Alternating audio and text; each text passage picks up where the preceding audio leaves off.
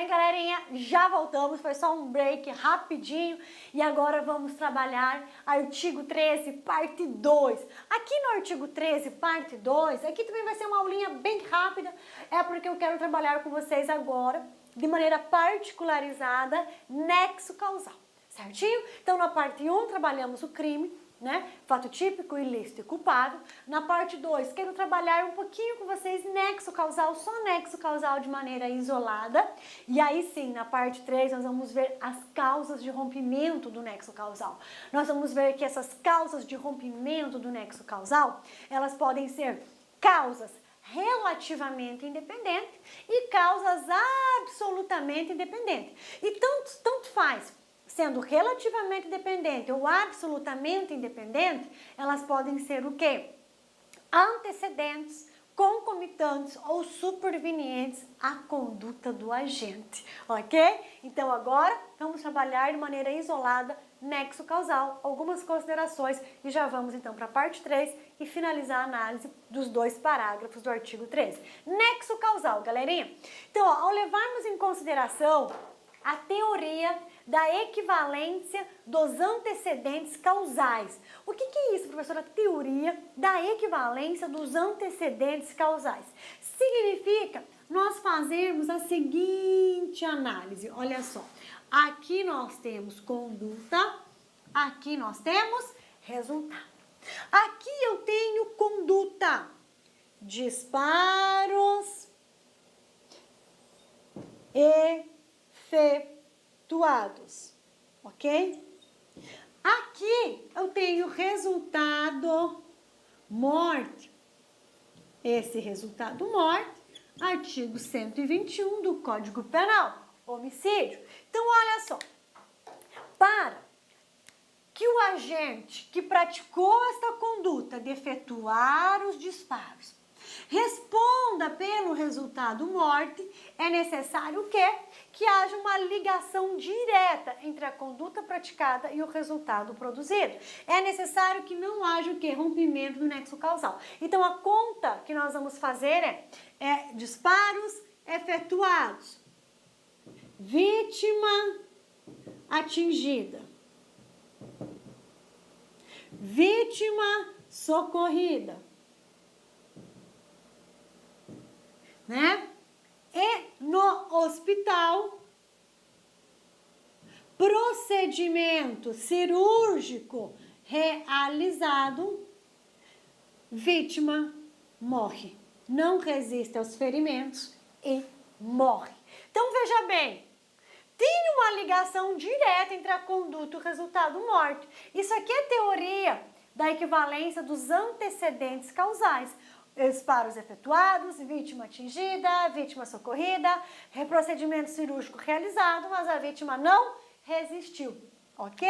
Então, teoria dos equivalentes dos antecedentes causais nada mais é que analisar cuidadosamente se o resultado produzido está no desdobramento natural da conduta do agente. Nós temos que analisar se o resultado produzido está no desdobramento natural da conduta do agente. Se tudo está no desdobramento natural da conduta do agente, ele vai responder pelo resultado. Desdobramento natural, disparos efetuados, vítima atingida, socorrida, realizado procedimento hospitalar com total sucesso, mas a vítima não resistiu e veio a morrer. Está tudo o quê? No desdobramento natural dos acontecimentos que conduziu ao resultado.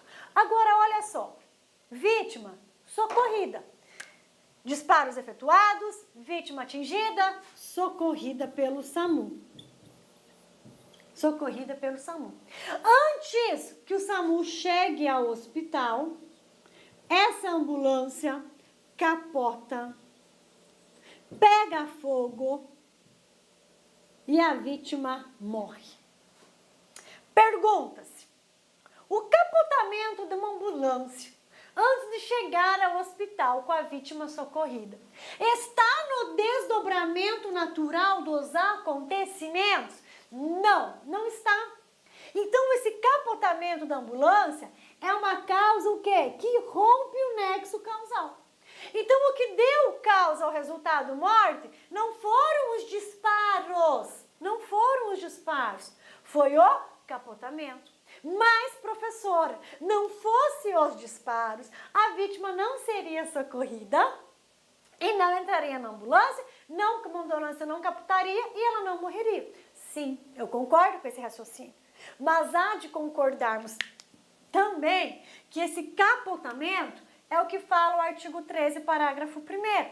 É uma circunstância que por si só produziu o resultado morte. É uma circunstância que nada tem a ver com a conduta de efetuar os disparos.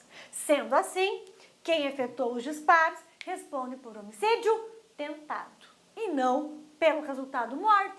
Nós não podemos atribuir o resultado morte a quem efetuou os disparos, porque o que deu causa ao resultado morte foi uma outra circunstância que por si só, sozinha, produziu o resultado morte. Agora, para você não ficar inquieto, tá? Vou trabalhar uma outra situação. Disparos efetuados, vítima atingida, vítima socorrida, vítima levado a procedimento cirúrgico. No procedimento cirúrgico, a vítima recebe anestesia e tem um choque anafilático e morre em razão da anestesia, que obrigatoriamente teve que tomar para passar pelo procedimento cirúrgico em razão dos disparos. Neste caso, essa anestesia não é uma causa que por si só produziu o resultado. Ela está diretamente relacionada ao procedimento cirúrgico necessário em razão dos disparos. Neste caso, sim, o agente responderá por homicídio consumado, porque essa morte pela anestesia rompe o nexo causal, mas rompe o nexo causal de maneira relativa. É a mesma coisa. Se o agente morre por asepsia, infecção hospitalar, o agente vai responder também por homicídio consumado, porque a infecção hospitalar decorre diretamente da conduta do agente, ok? Muito bem. Professora, e se ele houve os disparos, atingiu a vítima foi socorrida, foi levada ao hospital, fez o procedimento cirúrgico, já está para receber alta. Então, à noite, 10, 22 horas, o médico chega e fala: olha, seu Adalberto, sua cirurgia foi um sucesso, o senhor já está conosco aqui há 5 dias, amanhã pela manhã eu passo para lhe dar alta. Amanhã pela manhã, o senhor já pode comunicar à sua família que o senhor estará sendo retirado do hospital, vai voltar para a sua casa. Ok? Ok? O que acontece às 2 horas da manhã? Às 2 horas da manhã, o hospital explode. O hospital pega fogo e a vítima morre carbonizada. Nós podemos atribuir esse resultado morte a quem efetuou os disparos? Claro que não. A explosão, o incêndio no hospital é uma causa que por si só produziu o resultado criminoso. O incêndio no hospital não está no desdobramento natural dos fatos, como um choque anafilático está, como uma infecção hospitalar está. Então, o incêndio no hospital é uma situação que por si só produz o resultado criminoso. Então, neste caso, há um rompimento do nexo causal e o agente não responde pelo resultado morte, responde somente pelos atos já praticados. Tentativa de homicídio ou lesão corporal, a depender da intenção dele no momento de atingir a vítima. Ok, galerinha? Muito bem. Vocês viram como o nexo causal, ele tem que ser compreendido de maneira particularizada, para depois nós aplicarmos ele ao parágrafo 1º do artigo 13. Então, vamos lá. Ao levarmos em consideração a teoria da equivalência dos antecedentes causais, ou seja, nós vamos ver se a causa da morte, agora estou com morte na cabeça, nós vamos ver se a causa da produção do resultado criminoso está no desdobramento natural dos fatos. Se a produção do resultado criminoso, né, está no desdobramento natural dos fatos a partir da conduta do agente, ele responderá pelo resultado produzido, ok? Então vamos lá. Consideramos como causa toda ação ou omissão sem a qual o resultado não teria ocorrido. Assim, para haver fato típico, além da conduta, é ainda necessário uma relação de causalidade entre conduta e o resultado criminoso. Ou seja, olha aqui, galerinha. Ou seja, para que alguém responda por fato típico, é necessário existir uma ligação, um nexo de causalidade que ligue, olha, que ligue diretamente a conduta praticada ao resultado produzido. Se houver uma ligação direta entre a conduta praticada e o resultado produzido, teremos responsabilização do autor pelo resultado. Voltando, olha só. Deste modo, a simples dúvida a respeito, né, do nexo causal entre conduta e resultado do agente leva à não responsabilização do autor pelo resultado produzido. Ou seja, se houver dúvida que aquela conduta produziu determinado resultado, se há dúvida, tá? Nós não podemos responsabilizar o agente pelo resultado criminoso. Por quê? Só é imputado o resultado criminoso a quem lhe deu causa, ok? E para dar causa ao resultado criminoso, nós precisamos de nexo causal. Se existe dúvida da ocorrência do nexo causal entre conduta e produção de resultado, eu não posso atribuir a produção deste resultado ao autor desta conduta. Ok, galerinha? Para que possamos reconhecer se a conduta é causa do resultado, para reconhecermos se a conduta é causa do resultado, nós utilizamos o processo hipotético de eliminação. Significa analisarmos se o desdobramento natural da conduta levaria à produção do resultado. Então, olha só. O que nós fazemos é analisarmos para ver se há nexo causal entre conduta e produção do resultado. Nós vamos analisar o quê? Nós vamos fazer a seguinte pergunta. O desdobramento natural da conduta do agente leva à produção do resultado? Leva. Então, há nexo causal. Efetuar os disparos, atingir a vítima. Vítima vira óbito em razão dos disparos. Ou seja, o desdobramento natural da conduta do agente levou ao resultado morte. Então, este agente responde pelo resultado morte.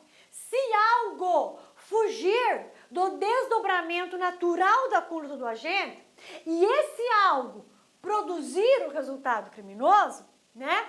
Este resultado criminoso não pode ser imputado, não pode ser atribuído ao autor da conduta, porque aí nós temos o que? O rompimento do nexo causal. Então, nexo e causalidade, ou nexo causal, nada mais é que uma sucessão de fatos realizados pelo homem por meio de uma ação ou omissão que conduz ao resultado criminoso.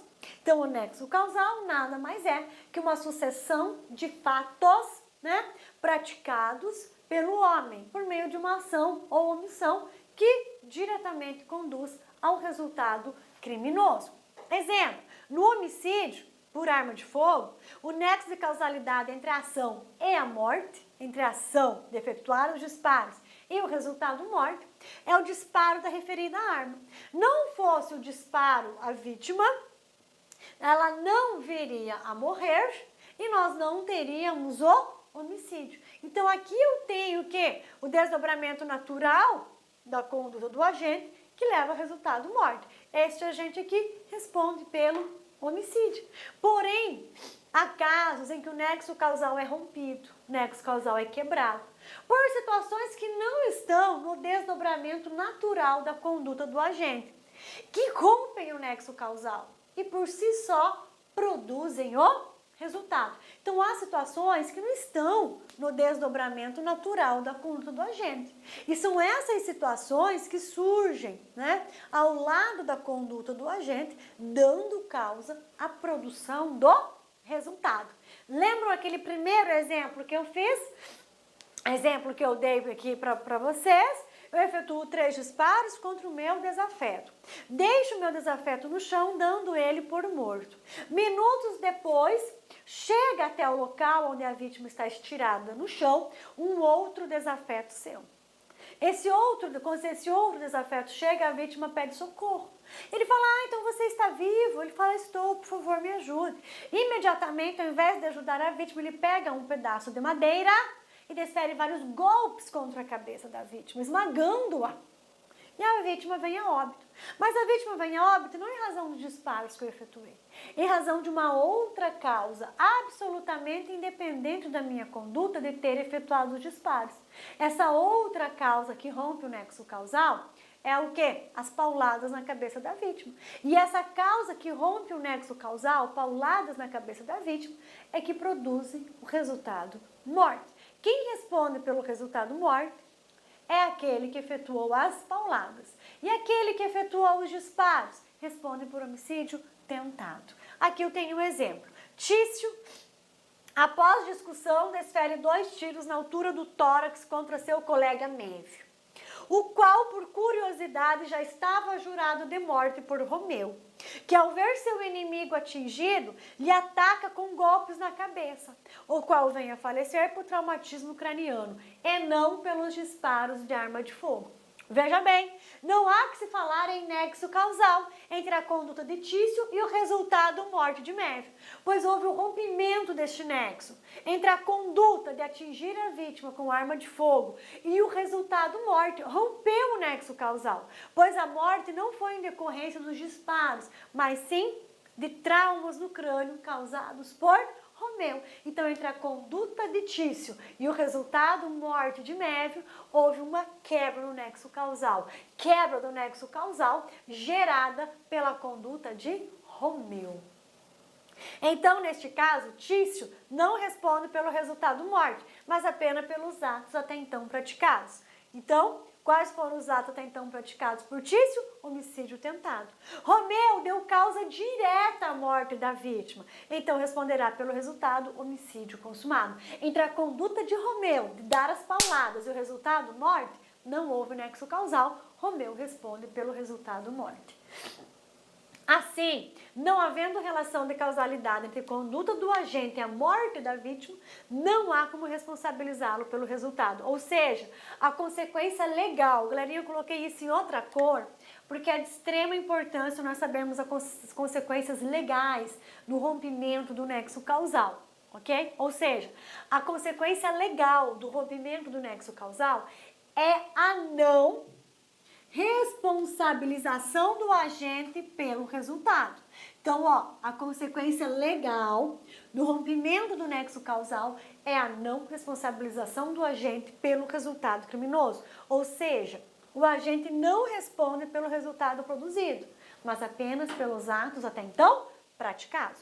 Pois, se houve o rompimento do nexo causal da conduta do agente, não foi a conduta dele que produziu o resultado criminoso. Então, por este resultado criminoso, ele não poderá ser responsabilizado.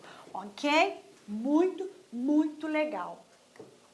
Certinho? Então, a partir de agora, vamos fazer aí uma questão para ver se nós bem compreendemos, né, a questão do nexo causal. Me deem licença um minutinho, eu vou pegar o pincel que caiu, já estou de volta. Vamos lá, galerinha. A respeito da relação de causalidade, assinale a opção correta. Letra A. Considere que Márcia, com intenção homicida, apunhale as costas de Sueli, a qual, conduzida imediatamente ao hospital, faleça em consequência de infecção hospitalar, durante o tratamento dos ferimentos provocados com o punhal. Veja bem, neste caso, Márcia responderá por tentativa de homicídio? Veja bem, essa causa que rompe o nexo causal, ela é relativamente o quê? Independente. Ela está direcionada, ela está relacionada com a conduta, porque ela morreu de infecção hospitalar, tratando do ferimento ocasionado pelo punhal. Então, nesse caso, o resultado morte de Sueli está sim no desdobramento natural, o quê? Dos fatos. Está no desdobramento natural da conduta de Márcia. Então, essa questão está errada.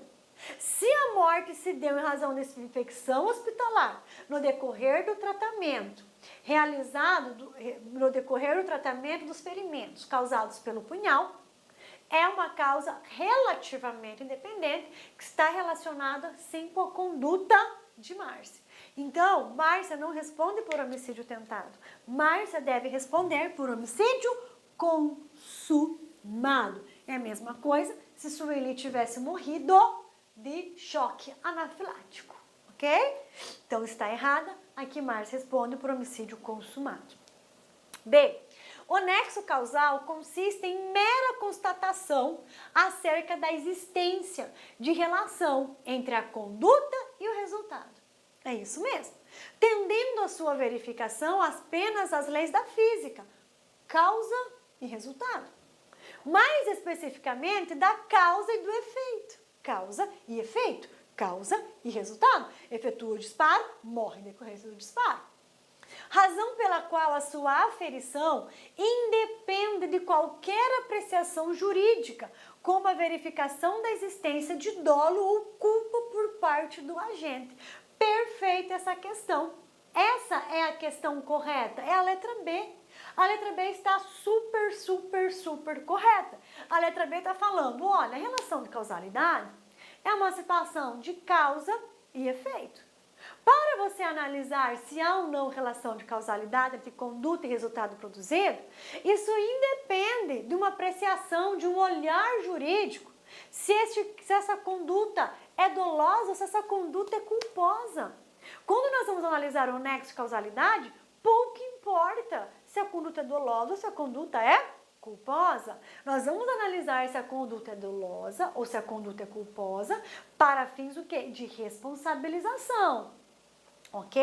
Mas antes de eu falar em responsabilização por dolo ou por culpa, eu tenho que falar em atribuição de responsabilidade pelo resultado produzido. Ok? Eu tenho que falar em atribuição de resultado atribuição de responsabilidade pelo resultado produzido. E para eu atribuir responsabilidade ao resultado produzido pelo agente, eu tenho que pura e simplesmente analisar as leis da física para ver se aquela ação produziu aquele efeito, ok?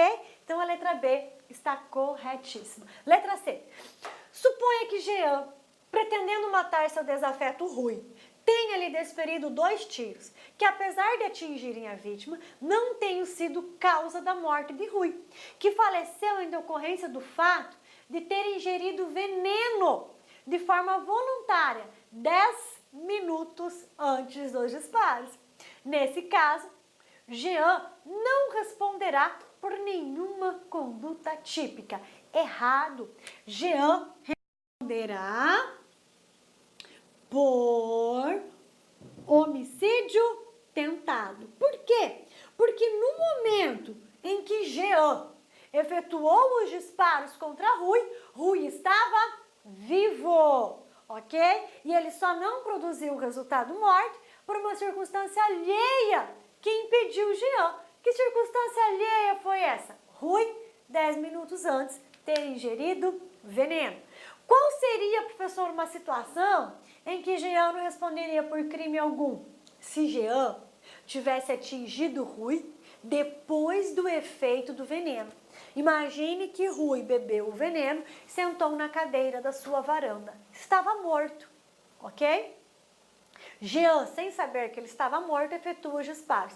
Aí sim, Jean não responderia por nada, porque trata-se de crime impossível. Mas não é a hipótese aqui. Aqui, Jean deve responder por homicídio tentado. Considere que a residência de Sara, idosa com 75 anos de idade, seja invadida por um assaltante. E Sara, assustada, sofre um ataque cardíaco e morra em seguida. Nesse caso, considerando-se o fato de a vítima ser idosa e de que o agente tivesse conhecimento dessa condição, o ataque cardíaco será uma causa concomitante e relativamente independente à ação do agente, devendo este responder por tentativa de homicídio. É essa a questão. Essa questão, ela está errada, né? Ela não está correta. Por quê? Porque ele não deve responder por tentativa de homicídio, ele deve responder por homicídio consumado, ok? Por que, professor, homicídio consumado? Porque ela teve o ataque cardíaco relacionado ao susto de ter alguém invadido a sua residência. Então, é uma causa relativamente independente que vai atribuir responsabilidade ao agente. Ela só sofreu o ataque cardíaco porque levou o susto por ter a sua residência invadida.